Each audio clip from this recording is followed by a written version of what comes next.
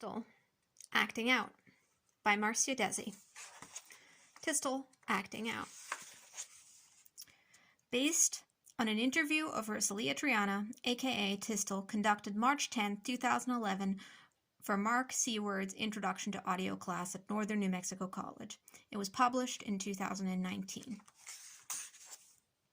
The room was very, very noisy as any room that had 35 small children squeezed between its four walls.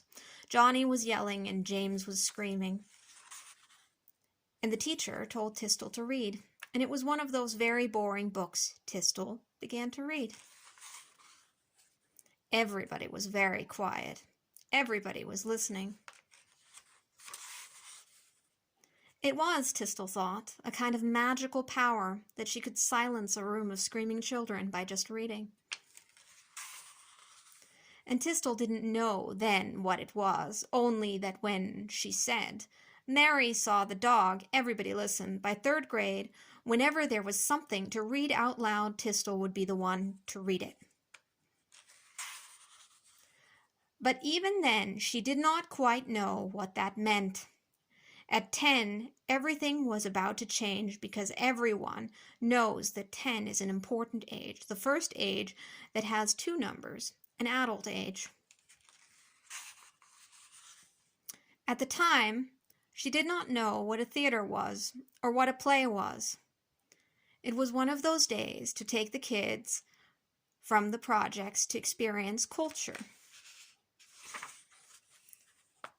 So there were sitting in this theater all sorts of kids from all around, and the children were throwing things because when kids are told they're bad, they behave badly. And then suddenly, the lights go dim. And even though the curtain was closed, Thistle could see under it a little strip of light. Then the curtain opened, and there was this set, and there were adults and children, because it was a story with a family. Thistle thought, "I'm going to do that." And this, she knew for certain, was where all the magic had led, to the feet under the curtains and to the light that shined there. And to this day, she still remembers that feeling,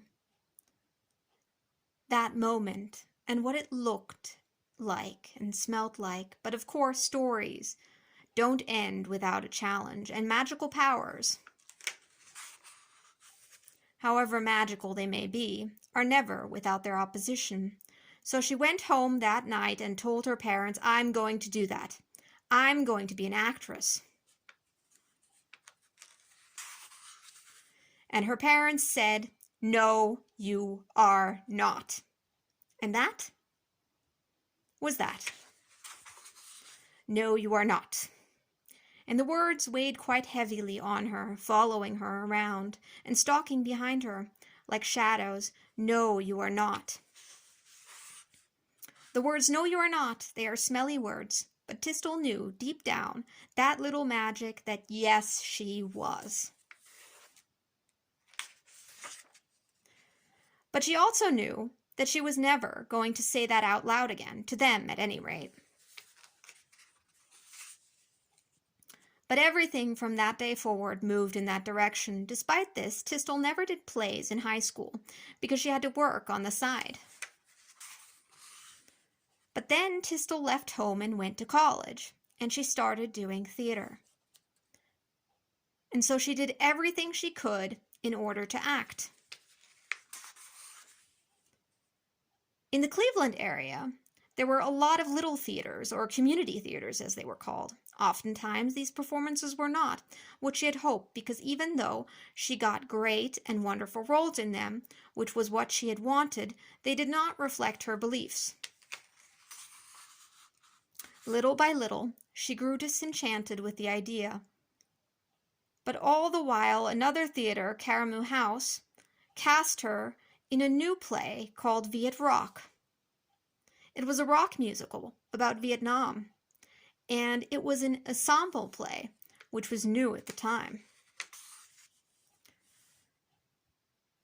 And it was the type of performance that got people very excited or very upset. And that changed what they think. It was transformative. And Thistle realized that she was never going to do the other kind of theater again. And the word transformative became the key to who she was and what she wanted to do. And all that time she struggled with the question of, why am I doing this? And she wondered if this was still just a little girl showing off how well she could read. And she realized that she did not want it to be that. So she grew older and found herself once again struggling because she had forgotten the value of the magic. She wanted it to be something meaningful, something more than simply self-aggrandizement. And with the things that she created, she knew that they were meaningful.